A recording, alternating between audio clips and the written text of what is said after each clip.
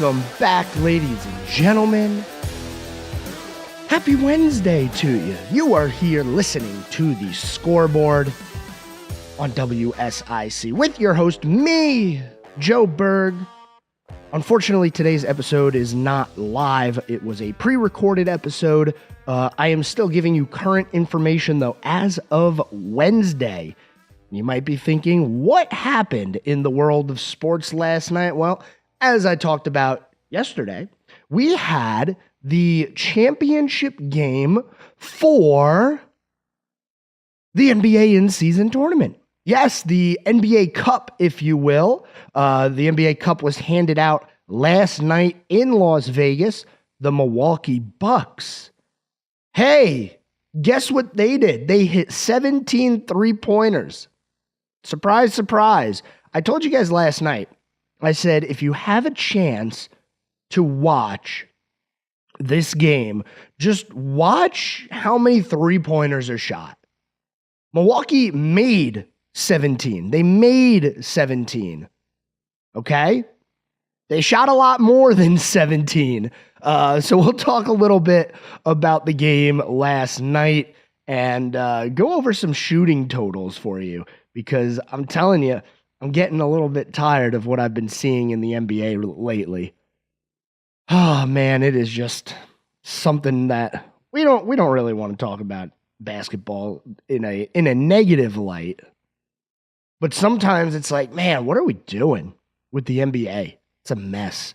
We're also going to talk about high school basketball and a little bit of college basketball. So a big basketball-heavy Wednesday for you tonight. North Carolina was in action last night. The Jumpman Invitational. Florida, the number 7 team in the country, playing North Carolina, who, man, they're having a rough year over there. 6-5.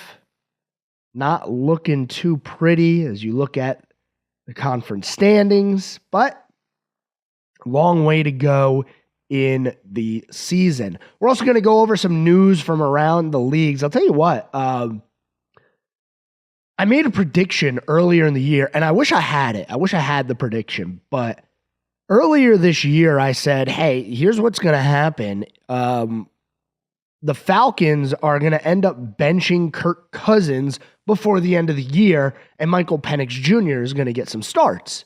Well, it was announced that Michael Penix Jr. is in, Kirk Cousins is out. Yeah.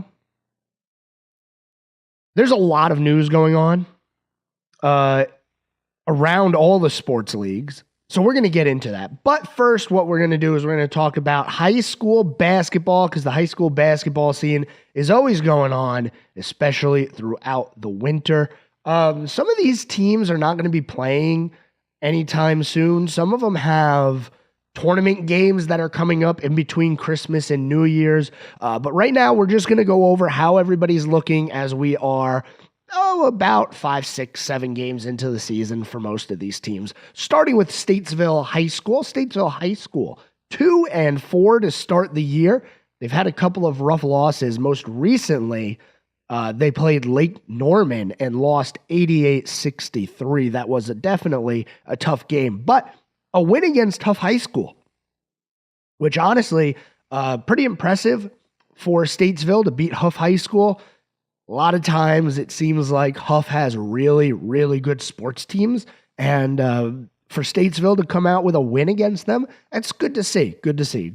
Promising as well. So 2-4 for Statesville High School right now. They do play again this week, playing on Friday on the road against North Lincoln, which is a conference game for Statesville. It'll be conference game number 1 on the year. Moving on to some other schools in the area, South Iredell High School has had a pretty interesting start to their year.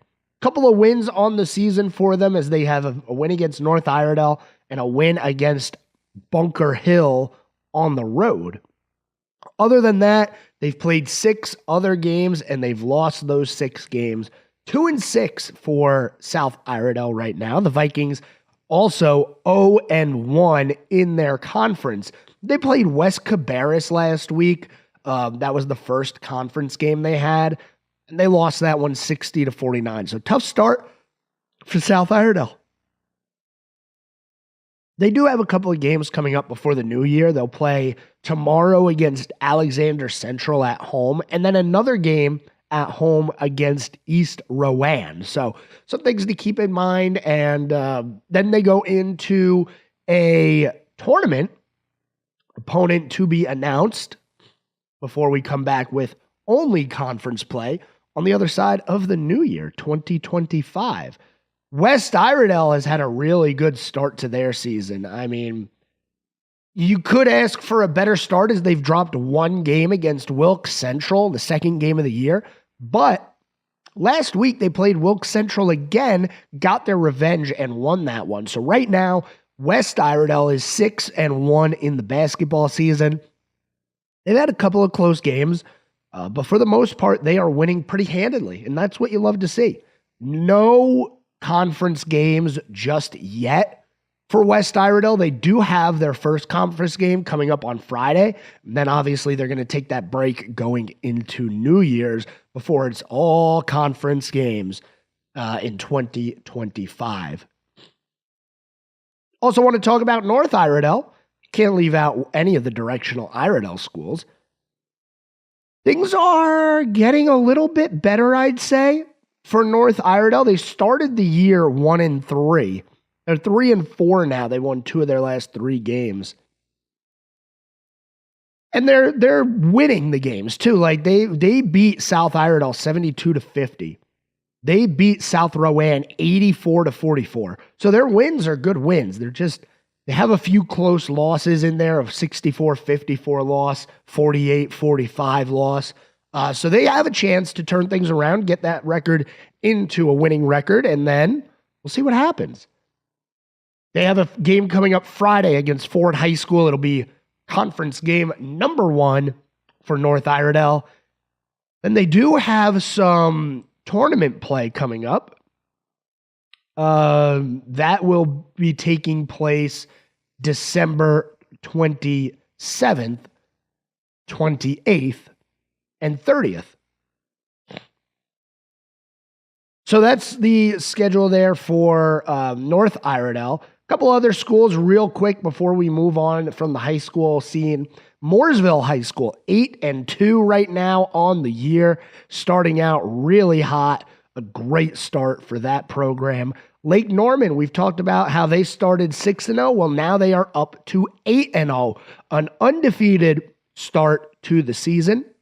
They haven't played since the 13th. They don't play again until the 26th, where they play Daniel Boone High School as part of a tournament game that's going to be going on during the week between Christmas and New Year. And it's also, just so you guys know, it's going to be in Tennessee High School at Bristol in Gray, Tennessee.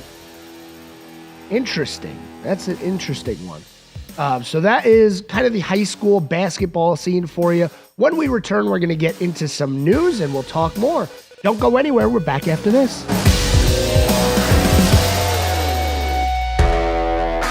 And welcome back, ladies and gentlemen. You're listening to the Scoreboard, segment 2. Segment number 2 here on this Wednesday. We just got done talking about what's going on in the high school sports land. Got that high school men's basketball update for you. Tomorrow what we're going to do is we're going to go over the women's soccer season, or not soccer, basketball season so far, excuse me. As today we did the men's basketball season. Tomorrow we'll talk more about the women's, but just a reminder, it matches the men's season pretty much almost identical in terms of when the majority of games are going to be played. It's a big break. Kids are out of school. Not a lot of basketball is going to be getting played. So there's a big break in between now and New Year's. And then some teams, even a week after New Year's, aren't going to be back right away. So we'll get everything squared away for you. Make sure you understand who's playing when and what to keep your eye on. So we'll talk more about women's basketball tomorrow. In this segment today, segment 2, I want to go into some things that are in the news, including basketball news. Yes, basketball news as well, because as I've been saying over the past, it's only been a few days that we've been discussing the NBA and the drop and decline in ratings and the general ill feelings towards the three-pointer and the type of basketball that we have been seeing lately. So in the intro of the show, I told you about the in-season cup, the NBA Cup, if you will, and just kind of the statistics from that game. Just looking at the box score and looking at number of shots here. I said that Milwaukee made 17 three-pointers, which is, you look at 17 threes and you say, okay, yeah, that's pretty good. They took 40 three-pointers in the game. 40 in the game. Brutal. For Oklahoma City, they took 32 threes in the game, which I find funny because, 40 and 32 is 72. And the Hornets and the Bulls combined for 75 missed three-pointers. So teams are just throwing it up from long range. They're just throwing it up. Congratulations to the Milwaukee Bucks, a 97-81 victory over Oklahoma City to win the second ever NBA in-season cup. Ratings were down, though, it seems. I don't have the full report for you from Tuesday's game, but I'm sure we will be talking about that in the near future. What does basketball need to do to get eyes? And we talked about this yesterday a little bit at the end of the show, and the three-pointer and some ideas that I've seen floated around. We talked about making a dunk worth 3. Having every NBA team draw their own three-point line. Now, I like that one the most. I think that would be the most interesting. But you have to have regulation, right? You can't say, okay, you're allowed to not draw a three-point line, but if you do draw a three-point line, it has to be at least from this distance. You kind of like how you can't make a baseball stadium with a right field that's shorter than 300 feet. You just can't do it, right? Now, Yankee Stadium, Fenway Park, those short right fields, they've been grandfathered into baseball, which is why they're allowed to be so short. But if you're going to do something like that in the NBA where it's like an MLB baseball field fence, draw it your own, that could be interesting. Maybe you have a team say, we're just going to draw a straight line at half court. That's it. You're not going to have many people shooting from back there. Some people might keep the normal one. Some people might push it out a few extra feet. I mean, if you're the Golden State Warriors, that's what you would do. You have Steph Curry on the team, right? Also, you could just eliminate the three-pointer altogether. Now, the NBA is aware of this. And the report is that Adam Silver, the commissioner of the NBA, is looking into the critiques of the increased three-pointer volume. He was asked about offenses becoming cookie cutter and that teams are copying each other. And he said, the answer is yes. We are having many discussions about the style of basketball being played. I would not reduce it to a so-called three-point shooting issue. I think we look more holistically at the skill level on the floor, the diversity of offense, the fan reception to the game, all of the above. I think the game is in a great place. I love watching the games, and I think we have some of the most skilled athletes in the world competing, and it's unfair. I think to the players to lump them into categories as three-point shooters or a mid-range shooter or a big man playing underneath the basket, it's an amazing game. He didn't really say a whole lot there, but he's at least aware that people are not happy.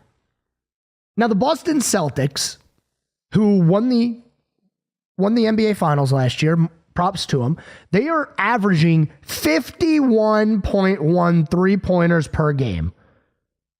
easily, this is going to shatter the record. It's not even going to be close. I don't know what the NBA is going to do, but Adam Silver has been a pretty decent commissioner, in my opinion. He has. He's been pretty decent with some of the moves that he's made to better basketball. But this is a big one. And I don't know if they're in the same place as Major League Baseball was, where it's like, hey, we really need to drastically change something because the ratings are not where we need them to be. And then all of a sudden you get the pitch clock, you get no shifts, you get bigger bases, limited pickoff moves, all of the changes that we saw, universal DH, one of the worst things that they did. The runner starting on second base in extra innings. So they're trying to do something, baseball. The NBA needs to now try to do something. It's time. But once again, congratulations to the Milwaukee Bucks.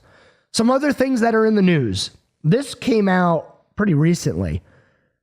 Ivy League football teams are now going to be able to compete for the FCS National Championship. Starting 2025, the Ivy League teams will be able to play in the FCS postseason. The genesis for the change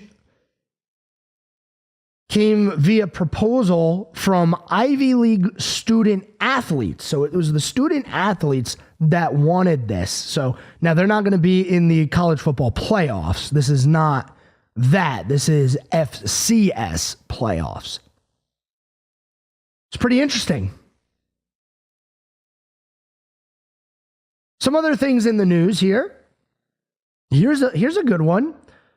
Former NFL star Michael Vick says he's taking a job to be the Norfolk State head coach.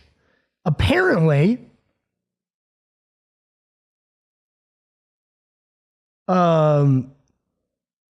he was supposed to take the Sacramento State job, but in a turn here, he is now going to go to Norfolk State in Virginia.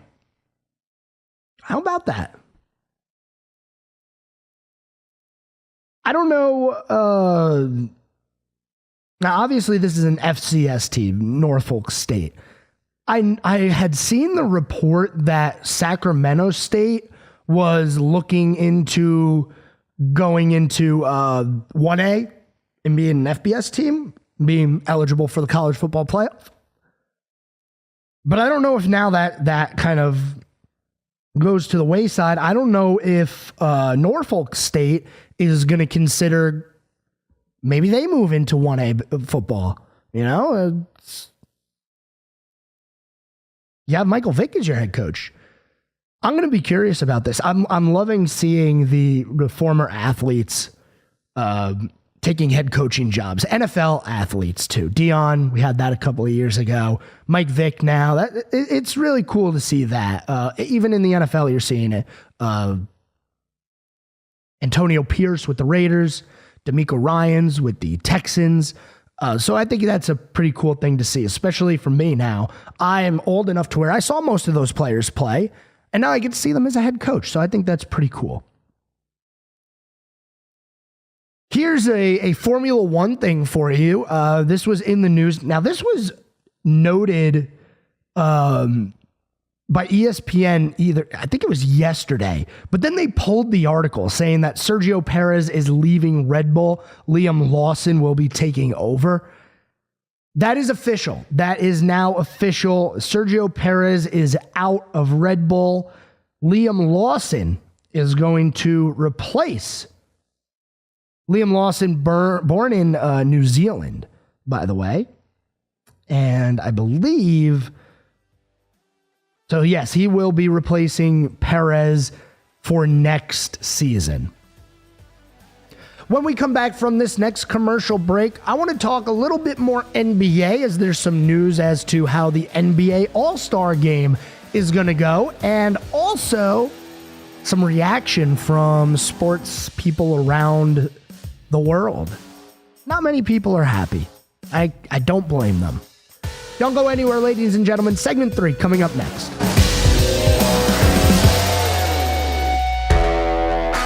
And And welcome back, ladies and gentlemen. You're listening to the Scoreboard. A reminder for you, today's episode has been pre-recorded. It is all still current information, though. I am recording this on a Wednesday. It's just not live at 5 p.m. I want to talk a little bit about the NBA All-Star Game that's going to be coming up during All-Star Weekend, February 14th through the 16th. The 2025 All-Star Game format has officially been announced with a tournament-style event consisting of 4 teams of 8 players each. So here's what's going to happen. 3 teams will be composed of the 24 NBA All-Star selections, while the 4th squad will be the winner of the Rising Stars event that is held on February 14th. The main event is going to be February 16th at 8 p.m. 4 teams will play 2 semifinal games, with the winners moving into the championship. 1 game. It is not a best of 3. It is a 1-game event. So if you win, you go play for the finals. If you lose, you're out. The winning team will be the first team to score 40 points. That's it. It's a race to 40. No quarters, no 200 to 180 final scores. It's just going to be a race to 40. So 5 players from each conference will be honored as starters and will be voted by fans, 50% of the vote. Current NBA players, 25% of the vote, and a media panel, 25% of the vote. NBA coaches will select 7 players to reserve in each conference. Fan voting begins tomorrow. The rosters for these 3 All-Star teams are going to be drafted by Charles Barkley, Shaquille O'Neal, and Kenny Smith. The draft will be on February 6th. I'm going to assume that's going to be a televised event. Got to televise that. The Rising Stars Showcase is going to have Candace Parker as the honorary GM, as whoever moves on to be part of the All-Star Game. Now, I don't know how I feel about this, but I do think it's going to be interesting to see the Rising Stars Challenge, see which team is going to win that tournament, and then go play in the All-Star tournament. That is going to be really cool to see, because I think they're going to want to play. They're younger, right? They're the Rising Stars. They're going to want to play hard. Maybe they get to the finals in the All-Star Game. That would be interesting. Now, there's some reaction from around the sports media landscape. Apparently, people aren't happy with this. And I get it. The players they don't really play hard. Last year, the score of the All-Star Game, I think it was like 205 to 189 or something like that. It was ridiculous how much was being scored. But I have questions about the NBA. And this, maybe it doesn't relate more. And I guess this has become an impromptu NBA discussion today. What is the real underlying issue with the NBA? Is it the three-pointer? I don't think so. I think it goes back to load management a little bit, where, hey, the Lakers are coming to Charlotte.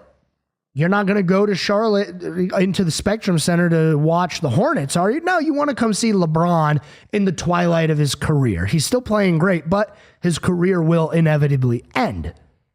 So you want to go and, they're playing the Hornets. Okay, let's go see LeBron. Oh, hey, sorry, LeBron is not playing. Oh, by the way, neither is Anthony Davis. Yeah, they're not hurt. They're just taking a day off. Huh? They're just not going to play? They're getting $50 million a year and they're not going to play? Huh? It doesn't make sense. So I think the load management is an issue, and we've seen it be an issue at the beginning of the year. Joel Embiid, his statement that he will never play another back-to-back. The NBA is soft. I think that's the only word to describe it right now. It's soft. And I like to compare the NBA to the sport that runs alongside it in terms of games and when it's being played, the NHL. The NHL has the same amount of games in the season as the NBA, starts around the same time, it ends around the same time. Starts in the fall, ends in the summer. You don't hear about load management in the NHL. You never hear about a player sitting out the second game of a back-to-back. And trust me, you can tell when an NHL team is playing the second game of a back-to-back. But they don't load manage. They don't sit out. And they're not making $50 million a year. Is the problem with the NBA the money? Has anybody considered that the amount of money these players are making is what the problem is? Because you get that money, it's pretty much guaranteed, and then, okay, I'm getting $50 million a year. What am I here for? What am I doing? Why am I trying as hard as I can? I'm going to hurt myself. Is that what is going on in the NBA right now? Because if you look at these NBA contracts, they're insane. Everybody's making $50 million a year, it seems. And it's not like that in the NFL. And you can't really compare it to the NFL because not as many games, completely different system. Right?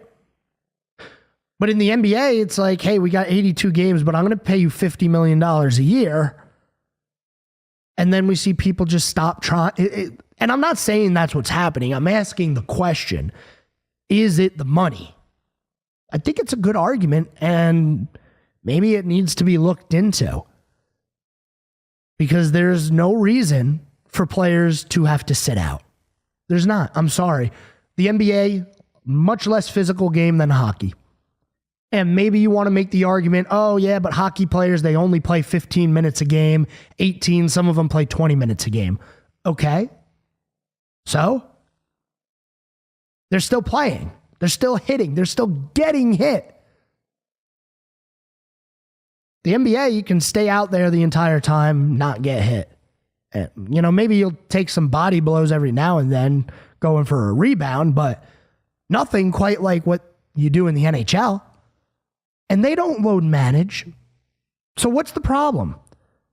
What is the issue here? And the more I think about it, the more I really think maybe we're just paying these kids too much money. Where is their motivation now?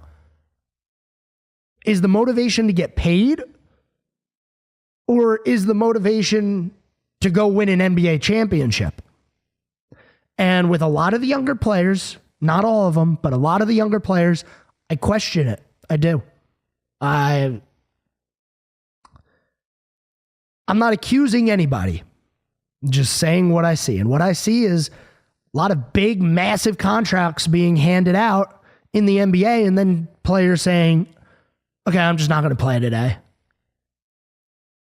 Let's go to our next commercial break of the day here. And by the way, the tie-in there is they're not trying in the All-Star game either. They're not trying in the dunk contest anymore. It's just the effort isn't there, it feels like. Let's go to our next commercial break. Final segment of the day coming up on the other side. We're going to get into some more conversation about things going on in the news. I want to get into the NHL a little bit and some NFL news for you as well. I talked about it a little bit in the opening segment, but we'll talk about that on the other side of the break. Don't go anywhere, ladies and gentlemen. We're back after this.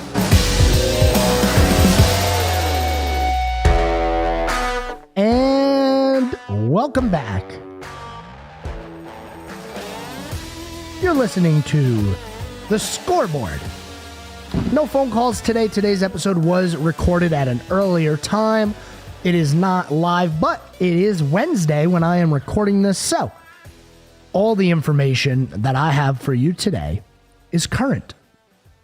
We've talked quite a bit about the NBA today. I think we're in a good spot with the NBA conversation. I like where we left things. I do have questions, man. I wonder what the NBA does. I wonder what Adam Silver does here. He's made some changes in the past. He's made good changes in the past. It seems like we're at a crossroads where the NBA needs to take action. Otherwise, they're really going to start losing fans. Anyway, you're listening to The Scoreboard. We got one more segment remaining. I want to share a little bit more news, things that are in the news with you here. This breaking not that long ago out of Miami. Miami Dolphins wide receiver Grant DuBose is expected to return home on Wednesday, which is today, after spending the past 3 days at a Houston hospital. If you remember, he took a hit to the head during Sunday's game. The medical staff was with him for about 11 minutes while he laid on the turf. Then they put him on the stretcher, gave him a neck brace, and he's been in the hospital ever since. Initial tests and imaging have a positive result, according to head coach Mike McDaniel, but he will remain under evaluation until he is cleared to play again. He was placed on injured reserve on Tuesday. His season is over. A very, very scary situation it was on Sunday with the Miami Dolphins wide receiver against the Houston Texans. That was in Houston, by the way. We've seen head injuries. They're not fun. We've seen a few injuries lately in the NFL where it's like, man, all you have to do is watch the Lions play and you're going to see a pretty gnarly injury. We've seen a couple of legs snap this year. Aiden Hutchinson early in the year, we talked about that. A couple of years ago, it was Damar Hamlin. The one that always sticks with me is the Ryan Shazier injury. That one, man, just brutal. But hey, they put their bodies on the line so we can be entertained. We should thank them for that. Absolutely. We're at the midpoint of the week here, and we're getting very close to college football playoffs. Round 1, game 1 is going to be coming up on Friday. Indiana taking a trip to Notre Dame. That's going to be at 8 o'clock on Friday night.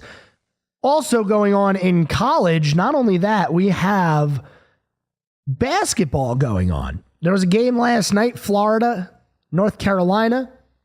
Florida ends up getting the win. They remain undefeated. And for North Carolina, man, oh boy. Oh boy. It's been a rough start to their season. Squeaking out a win against Georgia Tech. 3 straight losses, Auburn, Michigan State, Alabama. A close loss to number 1 Kansas, and then they were down big. They made it close in the second half against Florida, but it wasn't meant to be. Now, there is still a long way to go in the basketball season, and I don't think that the season is over just yet, but at 6-5, they better do good in their conference, North Carolina. You also have Duke, who's been pretty decent this year, I'd say. Number 5 team in the country, 9-2. Everybody has their eyes on some of the players for this Duke basketball team. Cooper Flagg, the guy who is definitely going to be the number 1 pick, or at least we're assuming he's going to be the number 1 pick.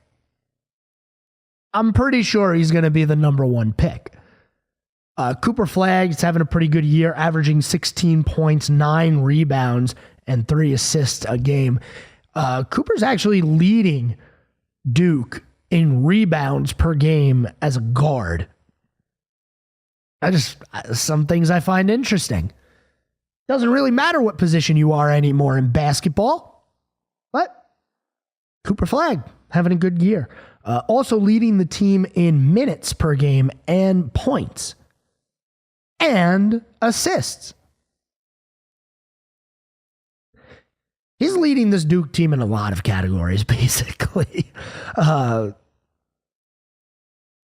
The basketball rankings as they stand, let me read them off to you. Tennessee, the number 1 team in the country. Auburn, Iowa State, Kentucky, and Duke round out your top 5. Alabama, Florida, Kansas, Marquette, and Oregon, the top 10. And then the remainder of the top 25 here. UConn, who still sitting at only 3 losses. Their season not quite over, that's for sure. Texas A&M, Gonzaga, Oklahoma, who is 10-0, might I add.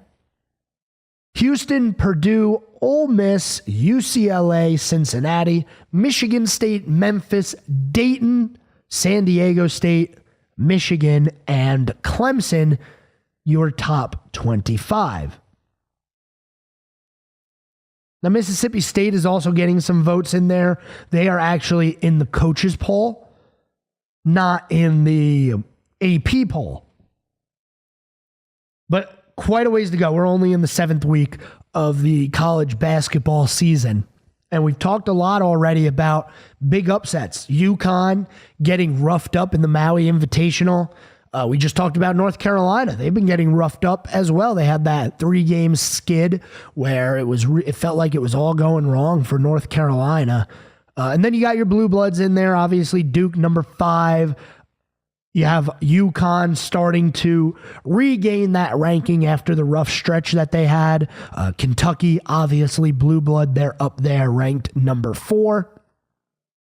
But there's still quite a ways to go in the basketball season.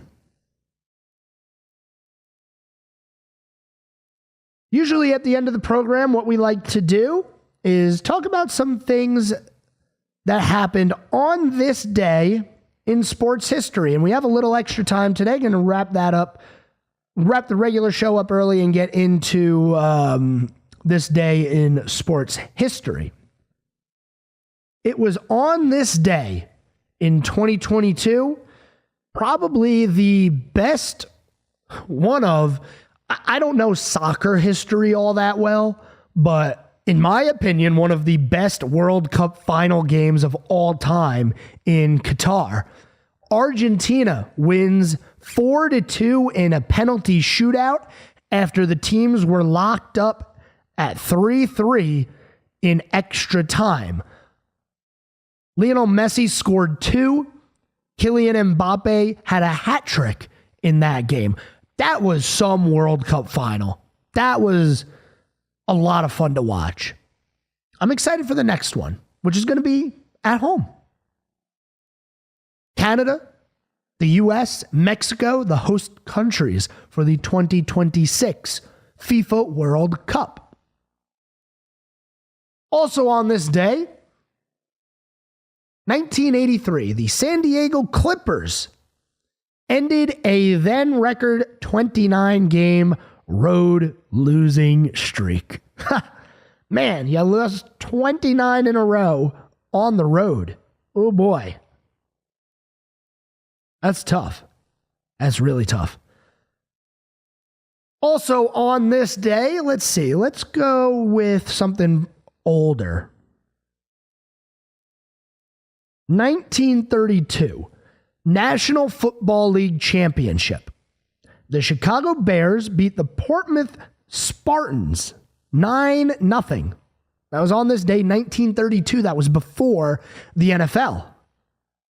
And I watched a little bit of something about the NFL and the history of it and the competition that they faced as a sports league and the rise of the AFL, which then became the AFC in the NFL, and just some of the decision making that was made. I forget the name of it, but it was a YouTube documentary, just somebody researching, putting out some content. And I found it really interesting about the decision that was made, some of the decisions that were made early in the life of the NFL that made it become the league that it is now. Pretty interesting. Thanks everyone for tuning into the Scoreboard today. I had a blast talking to you. As always, I will be back same time, same place tomorrow with another pre-recorded episode for you. Until then, have a great night, everyone.